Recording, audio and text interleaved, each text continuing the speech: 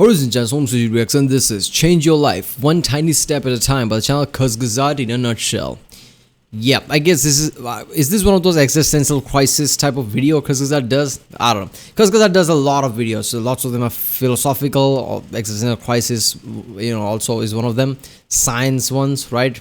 I mean, all of it is science, but your physics and things like that, so astrophysics, the basic physics, even biology with the whatever that ant series was, right? So I guess this is one of those existential crisis one, or if not, just some philosophical one. So yeah, Kurzgesagt is a great channel. I love reacting to this channel. I've been reacting to this channel for past more than a year. I reacted quite a few videos from this channel already, so if you haven't seen them, check out the link in the description. There you'll find the playlist for it. And yeah, let's watch it. If you are like most people, there is a gap between the person you are and the person you wish to be. There are little things you think you should do and big things you ought to achieve. From working out regularly, eating healthily, learning a language, working on your novel, reading more, or simply actually doing your hobby instead of browsing Reddit. But it sometimes feels that to achieve your goals, you have to become a different person. Someone who is consistent, puts in more effort, has discipline and willpower. Yeah, I guess this is a really good topic, and I like to call this, like a distance mirage or something like that. I've faced this kind of question in the past as well, right? I'm one of those person who sit down and actually think about things like this. So when you're trying to achieve something but you don't know anything about it or even attempt it, that thing will look like an extreme challenge, right? Holy shit, I need to be really good, right? Like somebody who doesn't work out, right, and who doesn't have any noticeable muscles or whatever, right, ripped muscles, they would see doing the Rock Johnson and just like, I have to be that to even be anything marginally good. No, just fucking go to gym and lift weight. I mean, few months are nothing, right? I mean, what the fuck were you doing 3 months ago? You can't even process that. Like 3 months is passed by. 2022 just started, like just I guess a few moments ago or just yesterday or something. It's like 6 months in. It's a half a year gone like that. 6 months is a big time, right? Especially if you're trying to build muscle or something. So I've faced this thing in the past too. Like it just looks a big challenge, but it's just not, right? Just get into it. You realize that it's not a joke, right? Trying to do anything, but it's nowhere near as hard as you thought it was, right? And as far as eating healthy in this Corona time, apparently I realized something. Like, but sometimes people say that sugar can be addictive, right? And I'm always like, what the fuck? What do you mean sugar can be addictive? I never really understood that point until recently. When conditions become in a way that lots of people have anxiety, myself included, just because lockdown and shit like that. And in that time I realized that anxiety and sugar doesn't mix right? If you have anxiety, somewhat depressed because just depressive condition, and you start to eat sugar, sooner or later you realize that you get somewhat dependent on sugar, right?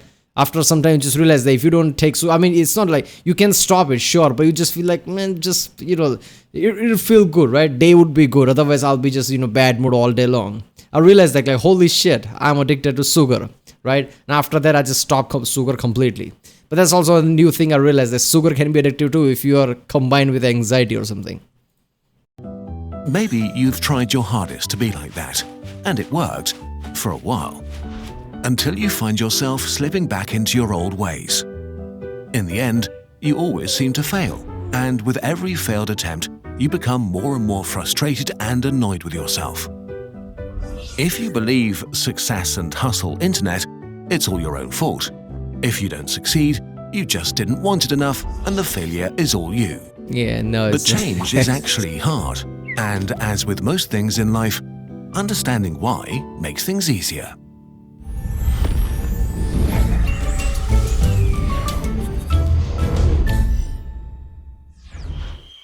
The jungle. Imagine your brain as a lush and dense jungle. Moving through it, say to make a decision to do something, is like moving through an actual jungle. It's hard and it costs energy. Your brain hates expending energy, so it came up with a trick. All your actions and behaviors leave paths in the jungle of your brain. As you start doing something, you trample down some plants and make rough, improvised trails through the undergrowth. The more often you do the thing, the more pronounced the trail becomes. Over time, it turns into a path that is easier to tread, so you take it more often, and it turns into a street.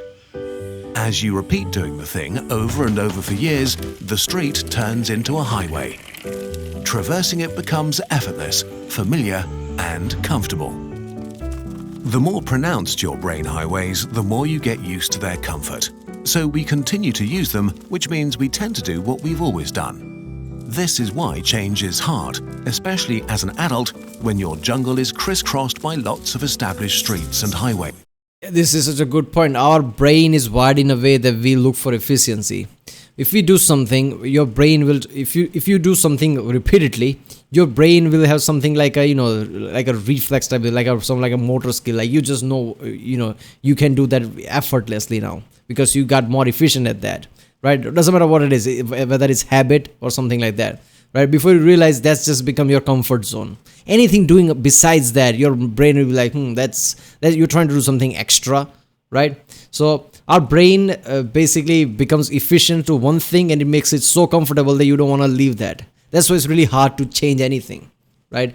Whenever we try to do something else, it's just hard.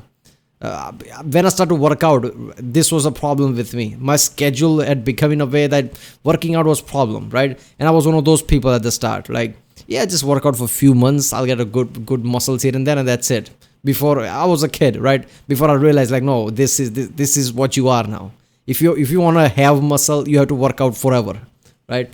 So this is a real issue that people face, like how to break the chain, the sugar thing, like I said. Once your brain because of anxiety, sugar becomes your comfort food, and after that your just brain gets used to it. That's the problem lots of people have. They can't stop sugar. To understand how those highways are built, we need to distinguish between two things: routines and habits. The things you do, routines and habits. A routine is a sequence of actions that you carry out the same way every time because they've worked out well for you. For example, you get the same ingredients for your favorite dish and cook them in a certain order because you like the taste of the result. Or before going to bed, you set an alarm at 6:30 because this is when you want to get up. Imagine routines as being executed by a wise planner. It's slow and analytical, responsible for strategizing and mental calculations. The planner is aware of the future and carefully considers what kinds of result you want. Based on that, it chooses actions to achieve specific outcomes, even if they are uncomfortable, like taking a shower after getting up. Routines can eventually turn into habits, which feel much easier because they're basically a sequence of actions carried out without thinking about them. You've done them so often before that your brain considers them rewarding and a great response to a situation. So a habit can feel like you're on autopilot. You don't have to convince yourself to do something that's a habit, you just do it. The important thing about habits is that they are set in motion by triggers, context cues that can be single things or entire situations that give your brain the signal to start the behavior or action. You already have a lot of triggers in your life, like when you see your phone. You almost always unlock the screen. Or you reach for the seatbelt when you sit in a car. Or when you buy your coffee before work, you also get a cookie even though you aren't actually hungry. Habits are executed by an impulsive toddler. It responds to your immediate desires based on what's around you, without considering any longer-term goals. For the toddler, the future doesn't exist and it hates hard work. So when it notices a trigger, it steers you to take this easy road inside your brain that leads to a familiar, rewarding result. See, the thing is, our brain basically gives out signal of comfort and annoyance, right? Based on these things. If something becomes a habit, efficient, basically, your brain gives a signal like, yeah, this is comfortable. That's the signal it gives. When you try to do something you haven't done, it's completely different. Your brain doesn't like, inefficiency, right? Like something you haven't done and you try to change your routine or something, your brain will just give you the feeling of annoyance. That's why you try to do something like, what the fuck? That would be your response at the start. If if you get coffee, the toddler also wants the cookie just because that's what you do every morning. This rewarding feeling is also how most of your bad habits started. Chocolate is tasty, browsing Reddit is occasionally mildly entertaining. This is why you repeat these actions, even if they're bad for you. Rewarding feelings associated with an action demand to be repeated, and so a bad habit is born. While the toddler sounds like a built-in sabotage mechanism, it is as important as the wise planner, and actually they work together most of the time. You need your wise planner for thinking big thoughts and parallel parking and doing your taxes. But letting your wise planner do everything would cost too much energy. Outsourcing mundane and repetitive tasks to habits managed by the toddler allows your brain to easily manage your daily life while dealing with more complex mental challenges at the same time. So if we want to change and introduce a new behavior into our lives, we can actually use these energy-saving mechanisms to make it easier. Ooh, I understand that. So your brain just sees something like you just do this, right? You just do this constantly. So there's no point of spending actual brain power at that. Let's create some cycle type of system, which is habit basically. Your brain doesn't process that much, but you just do it out of a process of habit, I guess. Right? That's how your brain does it. So you can focus on more complex things later on. Damn. Every time I hear something about brain and I'm just like, holy shit, how complex and how, complexly detailed our brain is, like how it works. We'll focus on small things, not big ones. Improving your life a little is so much better than aiming high and changing nothing. Especially because small changes can do a lot over months and years. Yeah. How to build a habit. If you want to make change easier, the best way may not be to force it with willpower, but to convince your brain that it's not that big of a deal. By creating new routines and then turning them into habits. Yeah, seriously, I told my friend this, right? Like he saw me working out. He's like, what the fuck? I mean, when am I gonna build any kind of noticeable muscles? I'm like, it's gonna take like 6 or 8 months, right? If you do it right. It's like 6 to 8 months. I thought it was gonna be in a month or something. And I said, like, month? Do you know what the fuck we were doing 6 months ago? Do you even know how time passes like that? Don't think about the result. Don't think about time. Just start to go to gym. You don't even have to work out at your 100%. Like you're going to work out and tomorrow you're just going to be gassed out. Don't even do that. Just do what's comfortable. Even at that rate, in 6 months, you'll see a difference.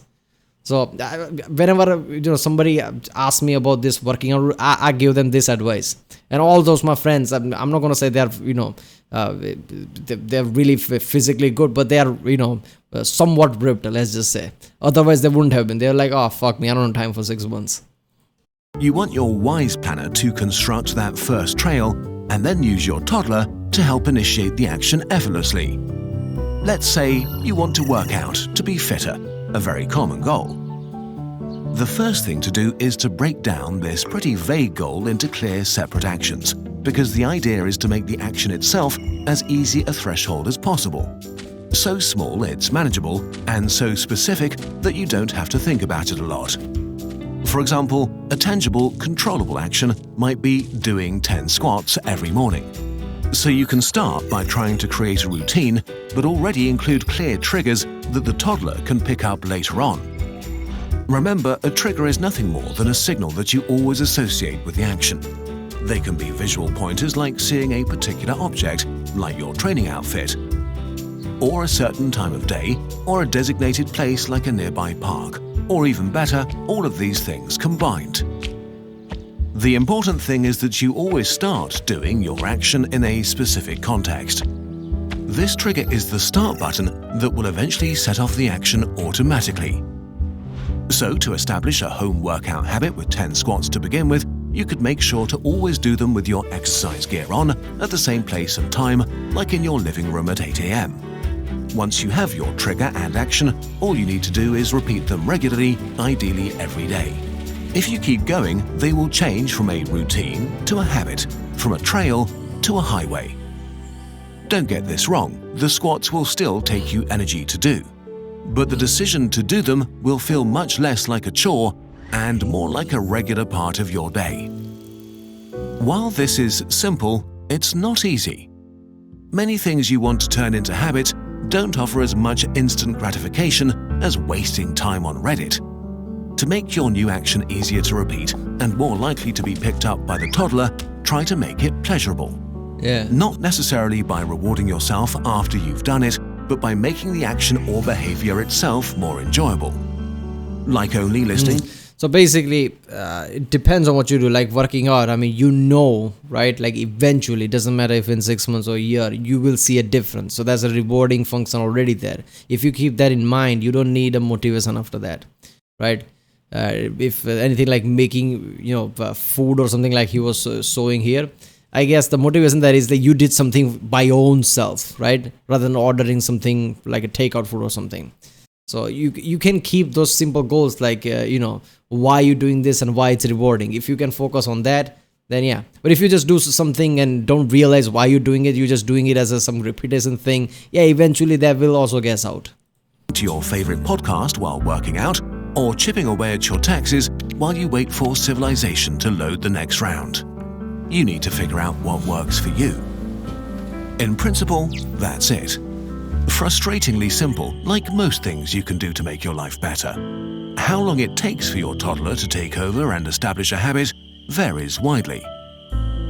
It depends on the behavior you're trying to get used to, what kind of person you are, your stress levels, and many more things. It takes anything between 15 and 250 days until a new habit is kicked off automatically by its trigger. You won't know how long it will take for you. Starting is the easy part, especially in the first week or two. Continuing to do it every day is the hard part, but it does get easier as you keep going. There are no silver bullets for change. But the science of habits is a reminder that it is possible no matter how old or young you are. Even if you only end up doing a little more good stuff or a few new things, that's still a success. Being a little bit more healthy or knowledgeable is 1,000,000 times better than being unhappy about a thing and changing nothing. In the end, change is a direction, not a destination. So now, hoping we've given you a bit of insight and motivation, here is a thing we made to make this progress easier with design and science. Please bear in mind, you don't need to buy anything to work on yourself. This is Yeah, people, go to the original video link in description, and from there, check out the Kurzgesagt shop's habit journal. So for me, when I started to work out, I mean, you must have some kind of a, I don't know how else to say this, but somewhat of an ego thing without actually, being a narcissistic ego, right?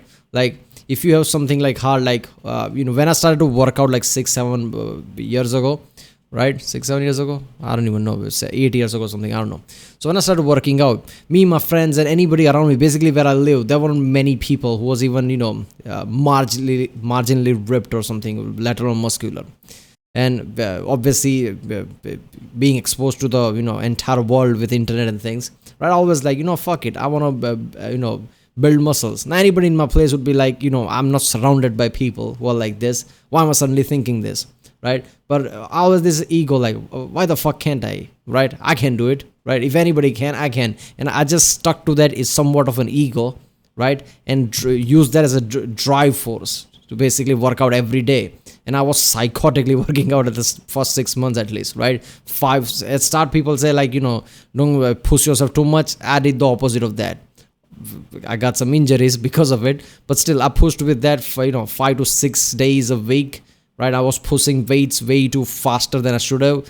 At hindsight, that feels like, you shouldn't do that, but I did it. Right? If anything helped with my strength, then, I guess I relatively grew muscle way faster. But because of this ego, don't let the ego become more narcissistic. Then you'll go past what you're trying to do. But have some kind of an ego driving force, right? And after that, if you're in 6 months, like this video shows, it becomes a habit. After that, whether you want to or not, it just becomes like, yeah, let's work out. I'll do that every day, right? It's Monday, let's do the back workout. It just becomes a thing. Yeah, I didn't even notice that until one day, like, okay, I just work out. I don't even need a motivation anymore. But yeah. All right, well, that was change your life one tiny step at a time. Yeah, this is so important. But just don't if you don't have the, like I said, the ego force, like I want to do this and I can't do this and fuck it, I'm just gonna go all the way in with a really heavy workout and things like that. If you don't have that, just try to do comfortably, right? If you don't have that ego thing and you try to go all out, after 2-3 days you're like, oh, this is too much work, you'll be just gassed out. I've seen so many people being gassed out like that. A week they go to gym and that's it, right? So don't do that. Just small things, just work out comfortably. People say that, like, if you don't push yourself to the limit, you won't build muscle. There is some truth to that, but if you're starting out, anything is better, right? And you will see result because you are a beginner basically. Yeah, right. If you like my reaction, don't forget to like, subscribe, and yeah, I'll see you next time.